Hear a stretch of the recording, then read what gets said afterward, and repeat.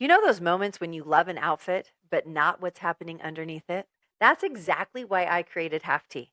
Half T is a layering essential designed to give you coverage without the bulk. No bunching, no overheating, no awkward tucking. Just clean lines, confidence, and comfort. We offer multiple sleeve lengths, colors, necklines, and our 2-inch signature band so that clothes finally work for your life. Because getting dressed shouldn't be complicated. It should feel easy, intentional, and like you. You can shop Half at halftee.com, and trust me, once you layer smarter, you'll never go back. Use code HerLayeredLife and save 15% today. Welcome to Her Layered Life, where we talk with women business owners about faith, family, business, and every relationship in between. Here's the truth. Women drive over $80 trillion in global spending every year, yet only 2% of those dollars go to women-owned businesses. What if we took that to 5%? We could change the dynamics of our economy and millions of lives. One story, one layer, one woman at a time. Because her life is layered and her influence can change the world. Today's conversation is one that feels deeply personal for so many families and honestly for me. And again, I want to just reiterate the importance of this podcast is to find women business owners and to help bring their companies, their businesses to the forefront. So as women and as we are searching for, all different things that we are purchasing every single day as women, we know where to go and we know more opportunities and how to spend our money more intentional with women owned brands that are really out there trying to make just life easier for all of us. So this particular conversation is super deep, not just for some families, but for me personally. We're working on sending out our fourth missionary. So Charlie, my oldest, served a mission. I cashed my second, and we have a current missionary out right now. And then my fourth daughter, it's her birthday today. Happy birthday, Cody.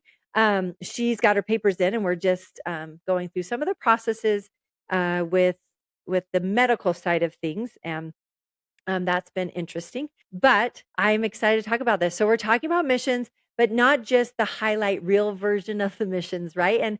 And specifically, we're talking about missionaries that are serving for the Church of Jesus Christ of Latter-day Saints. We've talked about other missions, and we will be doing not a lot of work, but we have. I don't know if you guys remember Delaney, but she did our social media. What was it, a year ago? But she also served a mission for a non-denominational Christian church, and I remember talking to her so much about that. But this particular episode is going to be talking about missionaries headed out for the Church of Jesus Christ of Latter-day Saints, and we're talking about the emotional layers, the mental weight, the growth, the identity shifts, the faith it takes to walk through the season where you don't always feel like yourself. And I have personal experience with that, especially with our sister missionaries. I think that and that's what we're going to be leaning into more today is the sister missionaries, but because missions are beautiful, they're sacred, and they're life changing. They can be stretching. And it's funny. I just had this conversation with a friend of mine yesterday. Her daughter just went on a mission to Brazil, and we were talking about it because with the weekly phone calls back in the day, missionaries, they called on Mother's Day and they called on Christmas. And you got letters. We wrote letters or emails. And now we get to talk to our missionaries every single week. And so much of the raw, the real, nothing is hidden any longer. We're not getting these magical letters from our missionaries anymore, that are all talking about all the positive things. We're getting to see the reality of how hard missions really are. And it's a miracle that these kids are still saying, "Help, send me, Lord, send me." But uh, it's stretching, it's refining, and sometimes really, really hard. But I think for a long time, we just haven't talked about that part enough. And so today we're sitting down with someone who is changing that conversation. This is Jennie. Jennie, would you just really quick share with us just your platform and just a little bit about how you got into coaching missionaries and the mental health specialist types of work you're doing with missionaries and families? Yeah, you bet. I'm so happy to be here. Thank you so much. I love what you're doing here and supporting women, and I love that.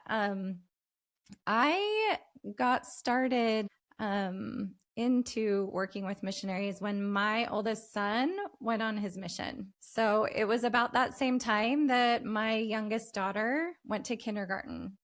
And as a mom, particularly, I think in our faith tradition, I'd been just staying at home that whole time. And like once my kids started leaving, I really started to like flounder and not know what to do and not know what to do with myself. And so originally I got into coaching for myself. Like I just was like, I need to figure out my life. I need to know what to do next. I need to like what else is here for me, you know? Anyway, and I remember one particular day I was crying in the bathroom to my husband.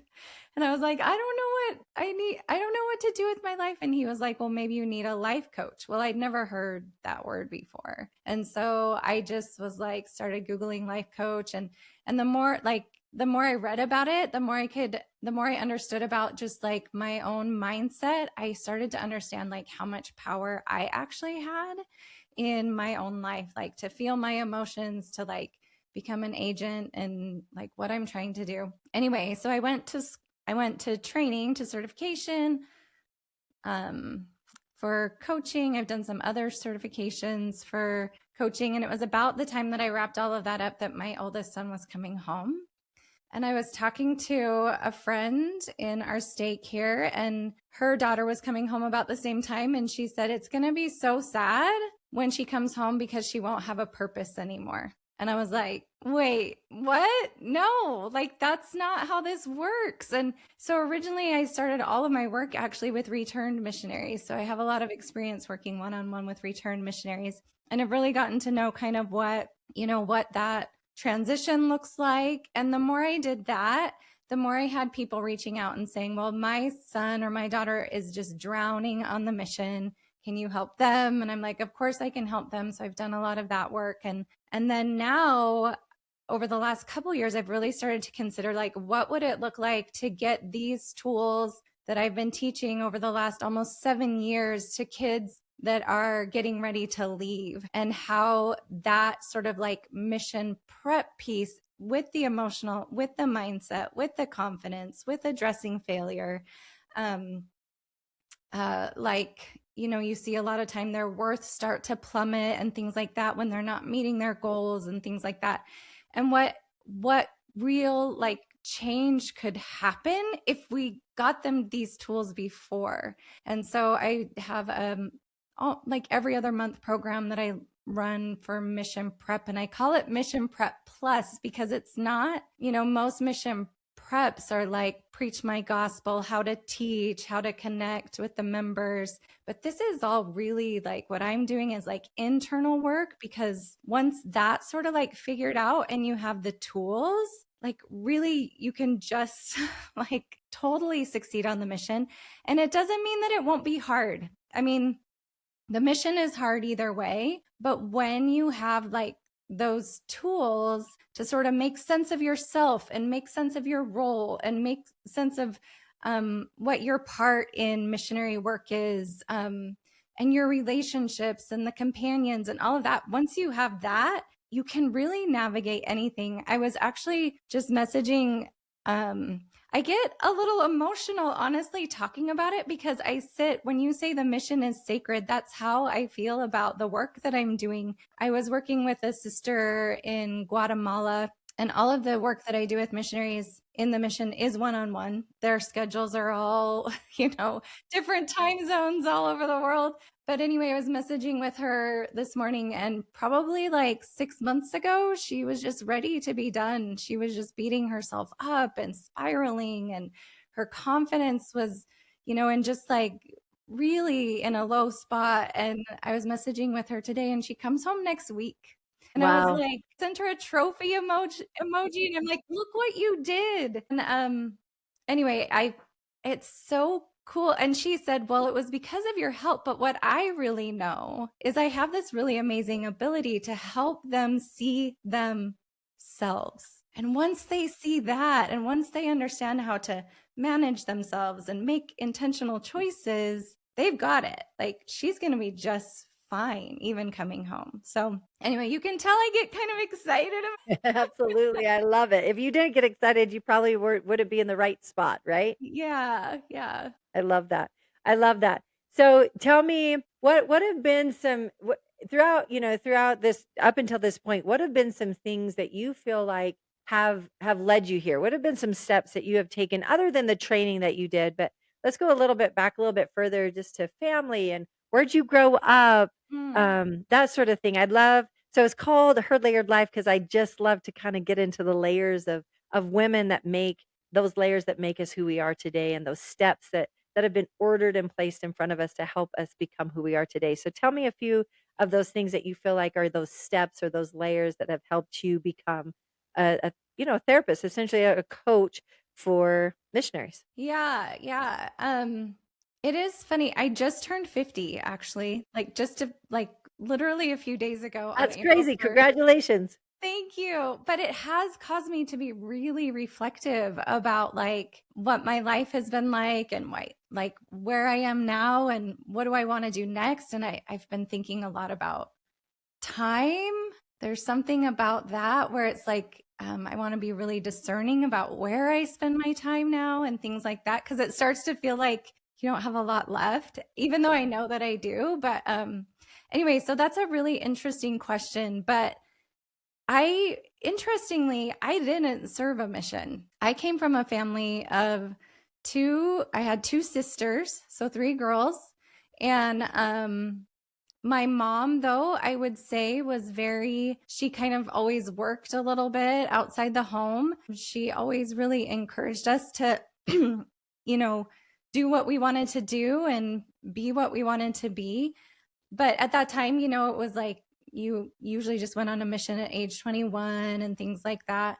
I didn't serve a mission, but I had this really interesting aha this week about that is that for a long time doing this work, I kind of thought that that was like a bad thing because people will ask, they're like, well, did you serve a mission? Right, right. Yeah, I can imagine. But what I realized this week is I was like, you know what? It's actually probably really cool that I didn't because I don't have any like biases. I don't just think my way to serve a mission is the best way. Like what we're hearing a lot out there is a lot of advice. We hear a lot of people mission stories and like, well, you should do this, but that's just based on their mission and what that looked like. And so I had this really cool epiphany this week that I was like, wait a second, maybe that was the best way. And I feel like with this journey, I don't know how to describe it besides like coming to where I am is that like all of these little pieces of things that I was interested in, like growing up, like I actually was like the lead in my high school musical. I love it.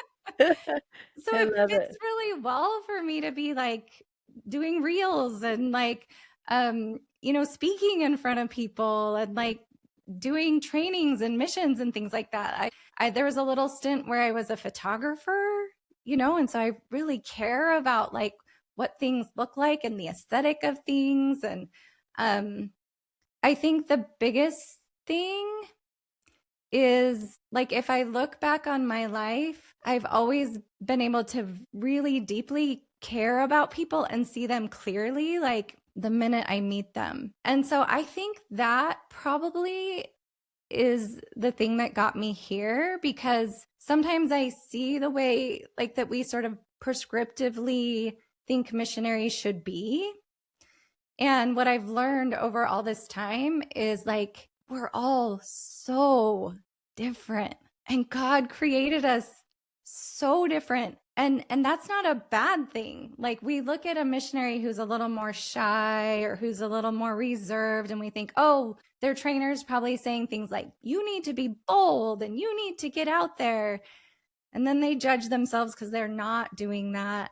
But what I can see is like, no, that missionary who's a little more shy, who's a little more reserved, is the most observant person in the room and can connect with people in a way that the really bold person can't. And then as far as like, since I started doing this work almost 7 years ago, it's almost cool. Like God just kind of like gives me little inklings, I don't want to say signs, but little um, like remembrances or little like things that happen that just tell me like, oh, you're on the right track. Keep going. Because really, It's not very often. I mean, I get a lot of satisfaction, honestly, in just those one on one settings with people. It really does feel like sacred work to help them see themselves and really like own who they are and really leaning into that and become like the missionary they want to be. But yeah, just every once in a while I'll get little reminders. Not everybody is like sending me emails all the time, like, you're doing great, or like that. So I just have to kind of keep trusting and taking step forward. Every once in a while, I'll get something really cool that happens. I did a giveaway a couple years ago where I was just giving away my entire one on one session. I've never done that before, just 10 sessions. And I was doing it for people who left review on my podcast. Anyway, and so there was people that left reviews on the podcast, and I was like, you can use this for your missionary, you can use this for yourself, because I've worked with quite a few missionary moms. Anyway, and I just like, you know how you do, you get out like the spinner of all the people and then you select one. I was like, oh my gosh, I forgot to add this one from Spotify, this girl who left thing on Spotify. So then I did it again because I really in my heart wanted it to be super fair. Anyway, and then this name popped up and I just had this feeling like she's the one. And so I got on this call with her, just like a little prep call. And she was telling me how like one of her sons was going through cancer treatments and and I just said to her, I said, do you think this is for you? And she said, I know this is for me. And you just have like, that kind of gives me goosebumps. You just get little like nuggets, or what would you call them? Little like Reminders is what I would, yeah, Yeah. just reminders. It sounds a lot, I mean, to me, it sounds so much like motherhood, right?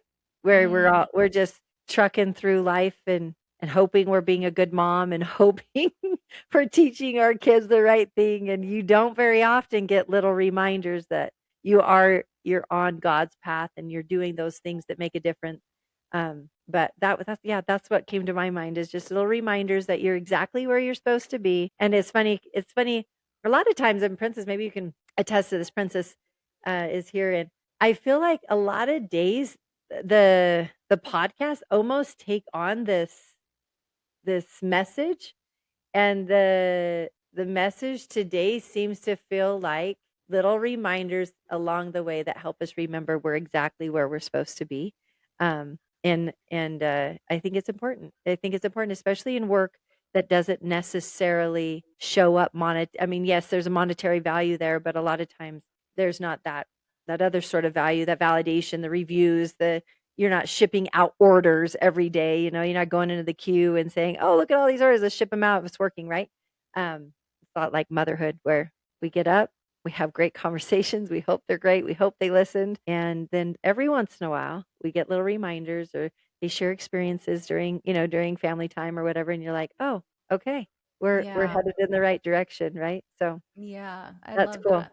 That's cool. That's such a good example. Yeah. How do you describe yourself outside of being a coach? So you were the lead in high school, so you're musically inclined, you're outgoing, you're not scared of getting up on a stage, but what are some other things that kind of have helped, like who's Jenny outside of being a coach? Yeah.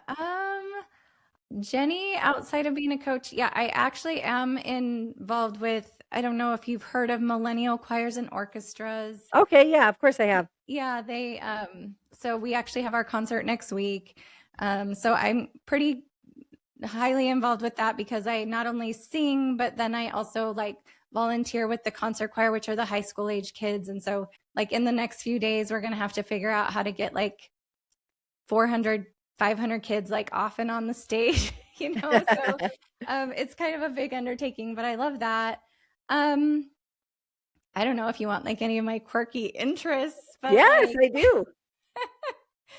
I'm slightly obsessed with like history, and like particularly I've been obsessed lately with like medieval history and like Henry VIII and his wives and that whole thing. So to celebrate my 50th birthday in a few weeks, we're going to go to London and I'm going to visit like all the places where like all of that stuff happened. Like, I don't know if you know Anne Boleyn, but she was like beheaded, and we're going to go see like Yes. where she grew up. And Oh my gosh, how fun. yeah, so that, I think over the last few years, I've really been trying to, one of the things I'm interested in is just trying to really figure out like my best way, like my best patterns, kind of like I was talking about the difference between like a shy person and a bold person. I'm really trying to lean into like my rhythms, my patterns, my timing. I think we've grown up in this world, and I think the mission is kind of this way too. It's like you do something very linear in a Linearly. linear way. Mhm.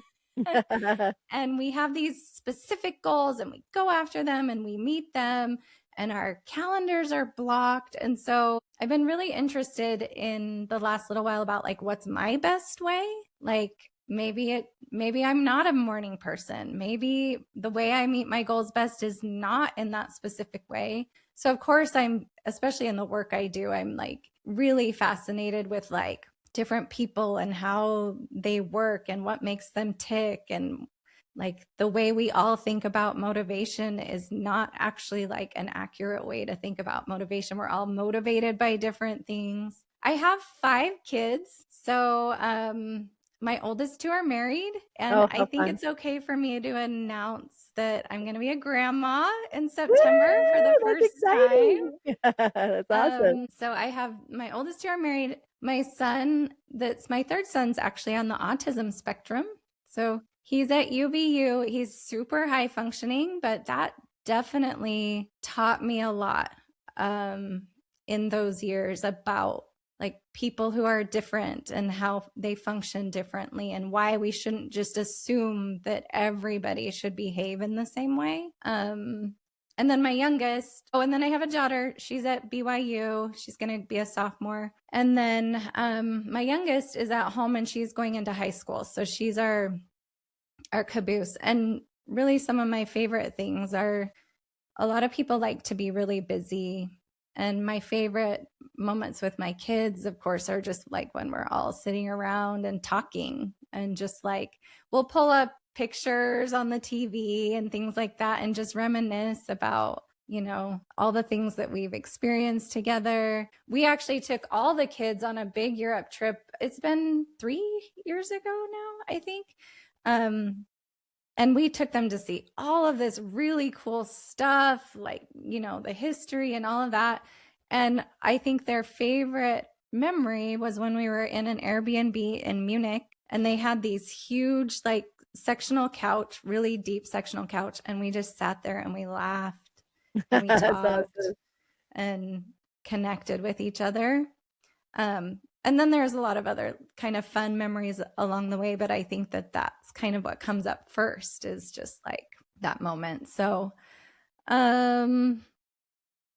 yeah, I mean, most of the time I actually am just kind of like creating content and thinking about the missionaries. I think that that's one thing that's unique about this specific business or this specific niche, is it's kind of a revolving door. Like you have a missionary and then you don't, you know, or you are a missionary and then you're not, where a lot of people in the coaching space or retail space, right? Like it applies to most everybody, right? And one thing I really have done is just I'm honestly obsessed with thinking about those kids every day.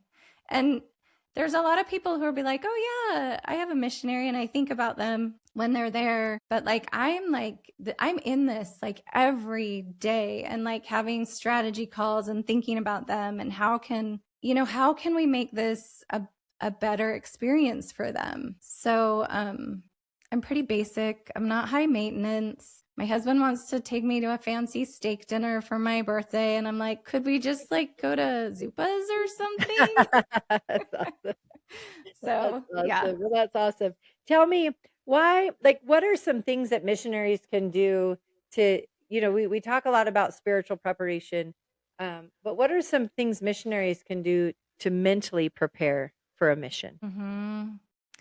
Yeah, I mean, it's a good question. Um if I had to boil it down, like honestly, to just like one thing, and I have all sorts of podcast episodes about this and done trainings about this and things like that. But I did have one girl when I was at MCO a couple weeks ago. She got her mission call to Tennessee, and she's like, Jennie, I got my mission call. She's like, what would be your one piece of advice? She asked me. And I said, learn how to be uncomfortable. We live in a world, I think, where we like, and we're so like kind of cushioned and things like that, that like even think about like the air conditioning, right? Yeah, We just are right. like, I'm a little too hot, turn it up. I'm a little too cold, turn it down. Um, and so, and this is not, I have people are like, well, this is just like, you know, the snowflake generation. That's not what I'm talking about. What I'm talking about is like, there is something like internally that you have to learn how to do. And it's like processing your emotions, like managing your mind. This is a huge one, like letting go of the judgment when you don't feel the way you think you should feel. Oh, I like that. Yeah. Yeah. And so just like more this idea, like it's supposed to be uncomfortable. Like, of course I feel anxious. How often have you had like an emotion that doesn't feel good and you've learned how to sit with it and process it and let it move through you and then completely let go of all of the judgment that you have of any of it. Because on the mission, what actually happens, and I think this was one of your questions, was like, what are kind of like the behind the scenes little things? And I think I would put it like most missionaries think there's something wrong with them if they're feeling sad or if they're feeling anxious. And sometimes it'll even get taken to another place where it's like, well, I'm not Christ like if I feel this way or this way or this way. Or And I I'm not think a good that's really, missionary if I feel this or this or this. that's right. That's right. And I'm holding people back and I can't teach a lesson if I'm this. And that judgment is a big, big piece on the mission that just causes like a downward spiral. Sure, Whereas we can sure. be like, oh, yeah, of course, this is a human feeling. Yeah. So back to your question, it would be learning, like, what does that actually look like? We know we're supposed to feel uncomfortable, but then kind of what I teach is like the how do you do, what does that actually look like to feel those feelings and move through them? um but I would say that's the biggest thing. Hmm. I like that. I like that a lot. So I love this part that we're talking about, just the importance of, because, you know, we're on missionary 3, and something that's been so fascinating as a mother is one, watching each missionary be their own missionary, right? Again, and the other side of it is all these mission companions that your kids get to meet and be able to work with and talk about uncomfortable, right? Some mission companions are fantastic to work with and some just aren't. And I mean, they could be having the same conversation about your own kid, right? So it's neither here nor there, but being uncomfortable. I think the hardest thing for me uh is, and I'm going to kind of speak to a person from a personal experience, is right now, and I want to kind of know your advice for this because I think it's kind of fun to be able to have somebody right here. But my son that's out right now is in a area that's very slow, not a ton of work. Right, they've knocked every door. It's a smaller town. The members are fantastic, but um, it's hard because it's slow and it is somewhat boring, and I just have this fear that, he's gonna define his whole mission on these last couple months because I have a feeling he will probably end there. How do you what's the advice you would give missionaries that are in just different rhythms and this judgment of, "Oh my gosh, I'm not a good missionary. There's no work here." I mean, he doesn't even know what to do with his day, right? Because it's just so monotonous and over the same things over and over. What do you tell a missionary that may be in that kind of experience right now? Yeah, it's such a good question. I've experienced this with clients before too, where it's like, I think the first step, right, is just letting go of the judgment. And I think that's really like wise of you. I actually think like those kind of rhythms of where we have like nobody is built to like go hardcore for 24 months, like 6:30 a.m. to 10 p.m. Like none of us are actually built that way. And so I think, I mean, you can make of it whatever you want, but I kind of think these little lulls where things are slower are like divinely designed, actually. I love that. Like, this is his time to sort of like regroup, think about what he wants to do um, after the mission, like kind of take a break. Like, I have this analogy where like the mission is like climbing a mountain, really. That's how it feels most of the time. And it's exhausting and it's soul stretching. But every once in a while, God gives us this little meadow Oh, I love that. where we get to sit and we maybe get to look at the stars at night and we get to like have deeper conversations with our companions and like even connect more deeply with the members or whatever it is. And again, it is just like changing the way you see it. Because when you see it that way and not like I'm doing something wrong or like I'm not spiritual enough or like I haven't, all of that kind of thing where we really start to beat ourselves up. When you see it like, oh, wait, this is a gift actually. Like this is, and when people talk about trunkiness and it has such a negative connotation, but I actually think like it's kind of designed that way where we just sort of like, we're starting to like move into normal life and and it's all good and it's all actually for you. If he's feeling like it's really monotonous though, and like this happens on the mission, right? Because it's like Groundhog's Day over and over and over. One of the things I've been thinking a lot about is just like, how do you shake up a pattern? So stay within the mission, like guidelines and framework, but like, do our studies outside? Do we walk a different way home? I was talking to a missionary in Puerto Rico who he's like, I get the same soda and the same snack at the gas station every day. And I'm like, change up the soda and the snack or go to a different gas station. There's something about that novelty that shakes it up and makes it a little bit more interesting. What's funny So about the way our change up the brains work, pattern. Is that what you said? I'm literally shake up. taking notes right now Okay, yeah. because I'm going to Yeah, send them an shake up. email.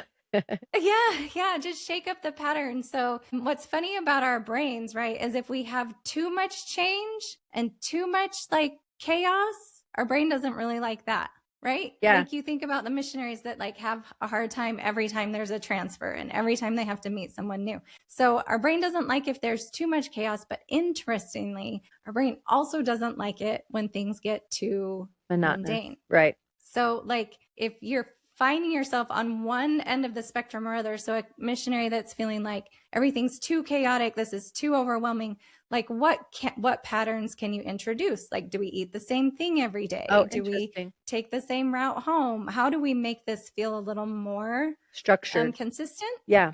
Yeah. But if things feel too boring and too consistent, how can we shake up that pattern and introduce some novelty?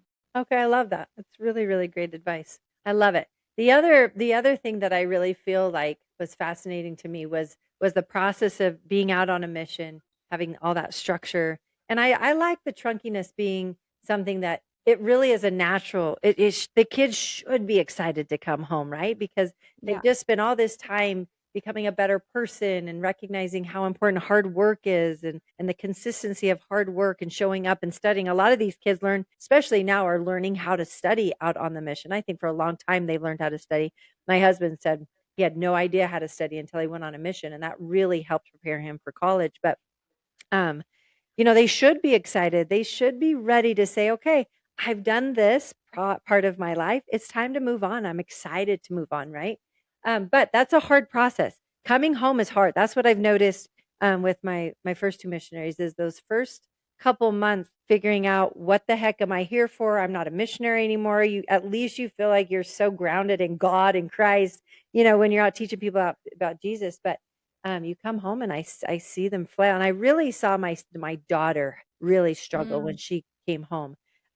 So what is some good advice for returning missionaries to come mm, home, and how do they one come home and just rest? Because I do think they are so tired. They are yeah. exhausted with the pressure and with the stress of the things that come naturally with the mission, and they need that time to just almost decompress, right? Like, oh, like let's let's settle back in, let's rest. What's some advice for that? Well, I just love that you say that because most of what I'm seeing, at least traditionally, what we say to return missionaries is just like, keep up your mission habits, like be really busy, And I'm totally on board with what you're saying is like, no, like this time has a purpose too. Like we got to reset. And it's like the meadow before you like get into real life, Right, right.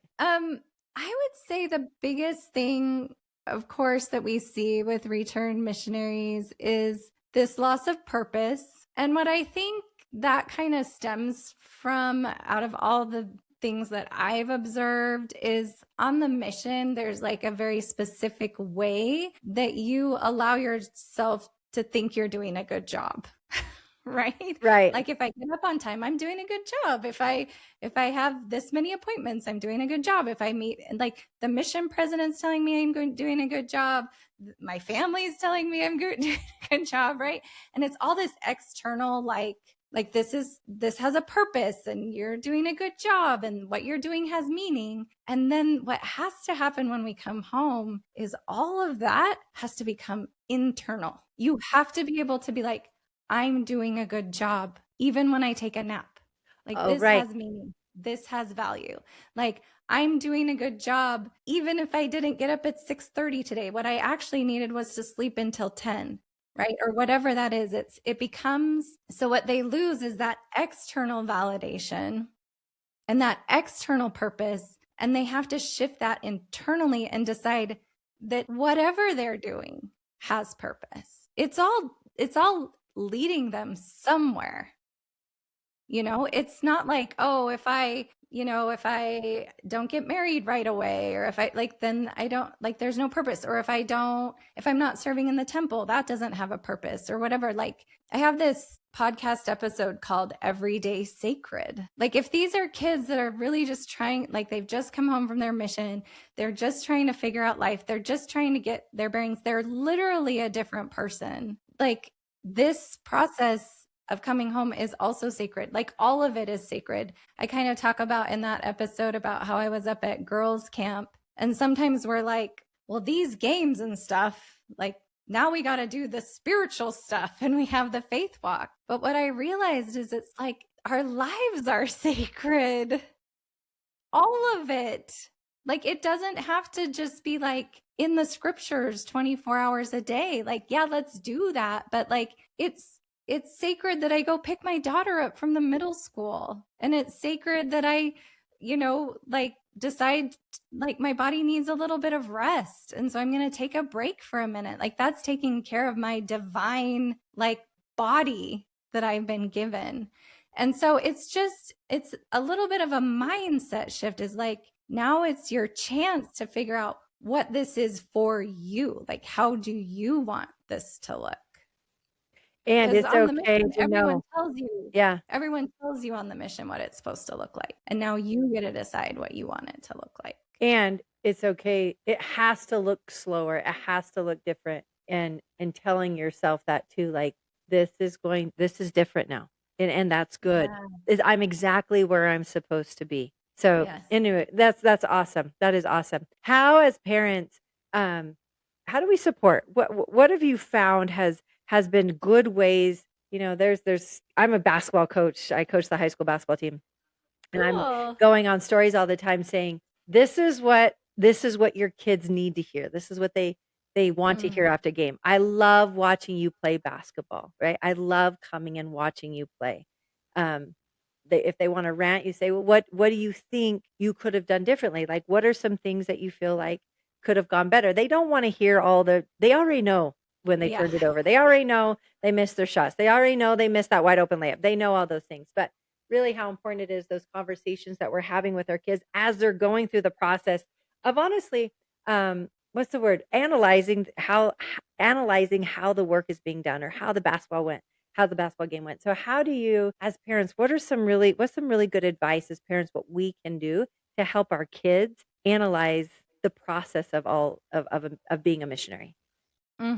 It's such a great question. I kind of have this go to, like, if I'm on a strategy call with a parent whose missionary is struggling or whatever, this is what I would go to every time, and it's easy to remember, is normalize, validate, repeat. Oh, I like that. So normalize kind of sounds like this. It makes so much sense that you're feeling trunky. And then like validate sounds like, and it's okay that you do.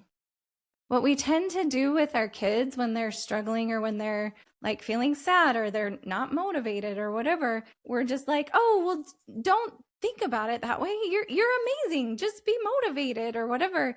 And what they hear is, oh, there's something wrong with me if I feel this way. Or I just got to work harder. Well, this is Yeah, probably or happening because I'm not working hard enough. So I must need to do more. yeah, there's something I need to fix. Yeah. Yeah, that's true. Yeah. Yeah. But when we say like, it makes so much sense that you're struggling with your companion and it's okay that you are. And we just do that over and over and over, then they feel like it's okay to be themselves. Whatever's going on, like I actually have a son who really struggled after his mission. Not necessarily right after, it was actually after he got married. It's about a year ago, and he was like I would say suicidal and things like that. And we tend to want to be reactive and we want to fix it and we want them to fix it. But every time we talked, I would be like, it makes so much sense that you're feeling this way. And it's okay that you do. How can we help? Like, do you want our help? Like, do you want us to get you some help? Like, are you good? Like when we just validate like the experience they're having, they feel empowered to change it themselves. Because it's funny. I think we find this a lot in business. I think we find this a lot in life. Satan really wants us to feel like we are the only ones that have ever had these sort of experiences, right? Like it's such a lonely road to struggle. It's a lonely road to suffer.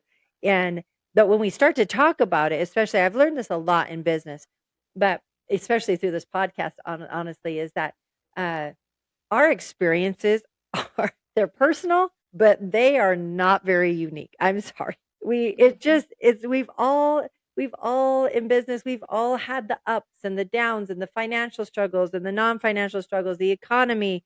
We've had manufacturers, completely mess up an entire order, or the wrong thing gets emailed out and the coupon code's the wrong in the email. Anyways, all these little things that happen. And when you start to talk about it, you're like, oh my gosh, I had that same experience. And now all of a sudden you're like, oh, I'm not the only one that has gone through these sort of things. I'm not the only one that messed up and screwed up and didn't know what the heck was going on here. And that turned into this mess and this mess. Or, we just start to realize we're not alone and we're not the only ones struggling. And when we all start to realize we all are on the struggle bus together, and it is absolutely, I love it. It's absolutely normal that missions are hard, or it's absolutely, I get why you feel like that. Or I'm so glad I'm not the only businesswoman in the world that, screwed up an entire order that came wrong. And I should have looked at the sample better, but I didn't. And now we have, a few thousand pieces that are sewn exactly the way that I said we should when I didn't actually, do my due diligence on checking stuff out. It makes it like, oh, okay, well, you got through it. I can get through it. And I think it's the same with, having these conversations with our missionaries of how important it is to normalize it, normalize the struggle, normalize the hard, and then let them know it's not weird that you're struggling with. It's not weird that you're not going to get along with everybody. It's not weird that you disagree with your mission president and you have different opinions and approaches and things like that. That is part of the process. Yeah. Yeah. I've been thinking a little bit about like, anxiety is kind of like a hot button topic around the mission. And if that word comes up at all, parents and leaders start freaking out. Right. There's no reason to freak out. Like there's actually like psychological reasons your brain goes to anxiety when you've been living in one place your entire life, and then we take you and we drop you into an entirely different like country with a different language and a different culture and a different food. That is actually normal. Yeah. To feel anxious. Right. Right. And the problem is when we all start freaking out about it, then the kid starts to think there's something wrong with me. But when we're like, oh my gosh, that makes so much sense. You're in a new country. Like, of course you're going to feel that way. Your brain's like worried about your safety. No, no kidding. Like, that makes sense. And it's okay. Like, do you want any help with that? You know, Yeah, I love it. it helps them feel empowered instead of broken. Oh, I love that is so, so good. How do you help missionaries trust God when they can't see like that full picture? I mean, it's so I do love the fact that you did never go on a mission. You're right. You don't have anything to compare it to because I think, I didn't serve a mission. My husband served a mission and my kids have both gone stateside, or all three of my kids have gone stateside. He served in Ecuador. They were having wonderful missionary experiences, baptisms all the time. Every door you knocked on, they let you in. Nobody was, I mean, not nobody, but a lot of people weren't mean. They loved the missionaries. It's very faith centered culture Mm. where he served, right? And so, I mean, yes, he had the negative aspects, but nothing very very different mission. And so a lot of times I can hear him saying, "Well, on my mission, we just needed if we weren't getting the work done, it's because we chose not to work hard, right?" And what we've really had to talk about a lot is like, honey, your missionary experience is significantly different from these kids' missionary experience, and you cannot compare the two, and you cannot the expectation needs to kind of shift. But um, anyways, how do you, with now all these conversations, what you're hearing is like, oh, it's way easier for you to say, oh yeah, that sounds like little Betty Sue in Colombia. I mean, your guys' experience sound almost identical with like the process of processing all of this, but it's hard because we feel like, oh, I'm the only one. But how do you help kids see and trust God in the whole process of these Mm. little Yeah, experiences that they're having? it's such a good question. And I mean, there's probably two parts, honestly. Like, I think that that's a lifelong quest, right? Like, I think that that is, and at the stage of life I'm at, I really do trust God. I trust the plan. Like, even with my son that I was talking about earlier that really struggled, he stepped away from the church, and like even that I'm kind of like, you know what, like God's got it. It's funny that we think that we can control all of this. Yeah. Or if I'm talking to a missionary who's come home early, right? We like to call it early, and I always say, well, sooner than you were planning, because early has such a negative connotation. Oh, I But love that. I love that. yeah, we're home sooner than we were planning. As I sometimes will say, if it feels like the right moment, I'll say, now, don't you think if you could have stayed on your mission and you should have stayed on your mission, that you would have? Like that God could have made that happen?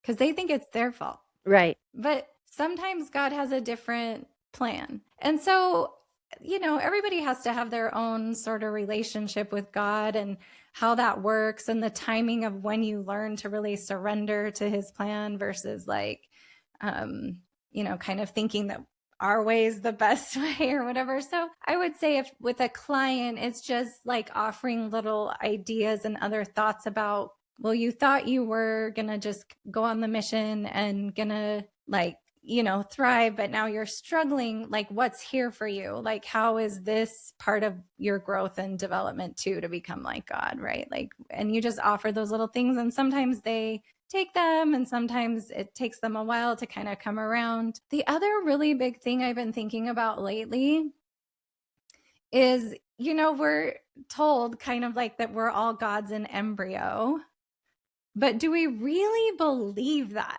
And so there's a piece of trusting God that is also like knowing that he trusts you and also trusting yourself. And so, like, I sometimes will tell, like, I have this analogy where if we're making a decision post mission, like, do I do this or do I do that? Like, we think that God is the ocean, and we just go out to God and we're like, hey, God, like, what should I do? My daughter's been trying to decide which apartment complex she's going to live in next year.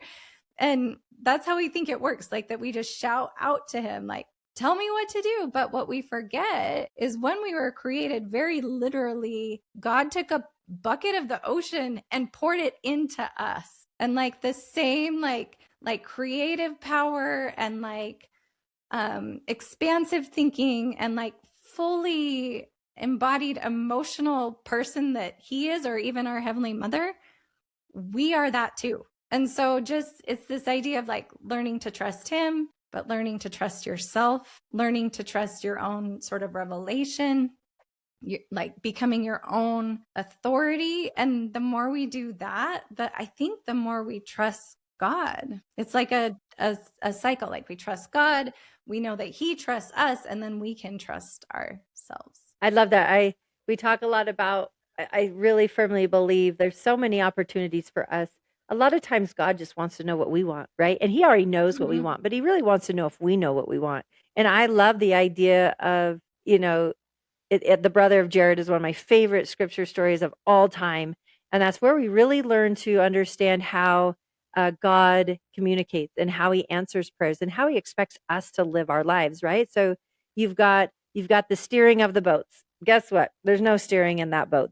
You're just going to have to trust that God is going to get you where you're headed, right? And then you've got the light, and he was very specific with light. He was like, cut the hole, water comes in, clog it up, right? Keep the light going. Or not the light, I'm sorry, air. About the air was very specific with how are we going to breathe. But then about the light, he says, I don't know. What do you want to do? Like, what are your thoughts on light? And so he allowed Jared, the brother of Jared, to go out and figure it out. And when he did that, I believe that what happened was that confidence. Like, even as he approached God, he's like, I don't know. Please don't strike me down. This might be a really bad idea, but this is what I have. I've got these stones. But because he approached him, he also trusted that God was going to provide the other part of that, right? Which he did. He touched the stones, created light. They had light in their ships, and that created this cyclical relationship with God, and provided us with that lesson of God is going to live our lives with us, but beside us, he's going to walk with us. And he expects us to walk and to keep up sometimes and to slow down sometimes and to stop sometimes. And God is oftentimes going to say, where do you want to go? Where are we headed now? And we're going to say, well, I think this sounds fun, or I really love this. I have a ton of passion for this. You say, okay, let's do it. Let's see what we can co-create together. And I love that perspective of we are co-creating with God. He does not want a bunch of little lazy bums going out and shouting out, saying, well, now what? Now what? Now what? He wants us to co-create with him, and he wants us to create life with him that makes us happy and passionate and excited, and it's fun, and it speaks to our souls, of who we have always been long before we ever showed up here on earth. Yeah. Do you know my favorite part of that story? Let me hear it. I love the part where it talks about how the winds did never cease to blow. Oh, I love that part too. Yes. Because I think when we think we're partnered with God, we think life's supposed to be easy, that it's supposed to be like an easy We're just walk in the chilling. park. Yeah. Yeah, but like when you think about what that was like, that experience inside those boats, Oh, I can't even it imagine. was, oh my gosh, it was not easy. But even those trials or those things that we experience that we think we're not supposed to have, those, like, they are still, as long as we trust him, they're still pushing us towards the promised land. Still. I love it. Even still. I love it. I love Yeah. it. I love it. I want to just wrap up with a few little quick fire question answer type of thing. But I want to know, you talked about doing things that make you uncomfortable. But I want to know, aside from that, what is another one thing that you feel like every missionary needs to know? Or even ones that are considering a mission? I think, there's so many. I have 250 episodes. But the one that's dropping into my head right now is you can't do it wrong. Oh, like, you are not broken. You are not, there's nothing you need to fix. You don't need to be more bold or more confident or more spiritual or more anything. Like, God will use you the way he created you. Like, you aren't actually meant to be your companion or a different version of your district leader. Like, he created you, and like, you can't do it wrong. Do it your way. That is the right way. I love that. That's so awesome. I love that. What would you say to somebody? What's the one thing you would say? I think we already hit this, but more rapid fire-ish. What was the one thing that you would say to a mom that is headed into sending a missionary off? Yeah, it's freaking hard. But it's along the same lines as you're not meant to fix it for them. What they need is your, like, again, acceptance, compassion, ask them questions. It is hard, but you can do it. Love it. I love it. And then tell me what one thing you would tell someone coming home from a mission, just recently home from a mission. Yeah. Like, your purpose in life is not the mission. That was one step to, like, to make you who you're meant to be. And you, the fun thing is you get to decide what's next. I love that. What's one habit that you do every day that keeps you grounded? It keeps me grounded. This might sound really silly, but I have a protein smoothie every morning. I love it. I also, like, just spritz off in the shower to, like, wake me up and get me thinking. Yeah. I love that. That's the first time I've ever heard spritzed off in the shower. Yeah, like, I don't wash it, like, I don't wash my hair every Yeah. day. Yeah, Like, you that just would be get a in, huge pain. get rejuvenated, and get ready to hit the ground running. I love it. Yeah. I love it. Well, thank you, Jenny, so much for being here today. This has been fantastic. As we wrap up today's episode, I keep coming back to this thought. Growth doesn't always feel like growth when you're in it. Sometimes it feels stretching. Sometimes it feels like doubt. Sometimes it feels like you're not doing enough or not being enough. But that doesn't mean you're off track. It actually means you're exactly where you're supposed to be. Whether you are a missionary, supporting one, or just walking through your own season of becoming, there is a space for both faith and struggle. And it's hard. It just is. So you don't have to navigate it alone. If this conversation meant something to you, share it. Send it to someone who might need this reminder today. Jenny, where can people find you online? Yeah, like, I'm on, it's just jenniedildine.com. Jenny's spelt with an IE. So jenniedildine.com. You can find me on Instagram, or my podcast is the LDS Mission Podcast. So yeah, even if you just search LDS Mission, it'll pop right up. Fantastic. So you have 250 episodes out. So there's a ton of wonderful information all around supporting missionaries, being a missionary, all the things in between. Anyways, make sure you're following Her Layered Life so you don't miss the conversations that are helping us grow and show up more intentional with more faith, more honesty, to every layer of each other's lives and our own lives too. Because when women support each other with intention, we rise together. Your dollar is more than currency, its influence, its change, its empowerment. So until next time, let your choices shape the world you want to see and love every layer of your life. Mwah. Thank you, Jenny. Thank you so much.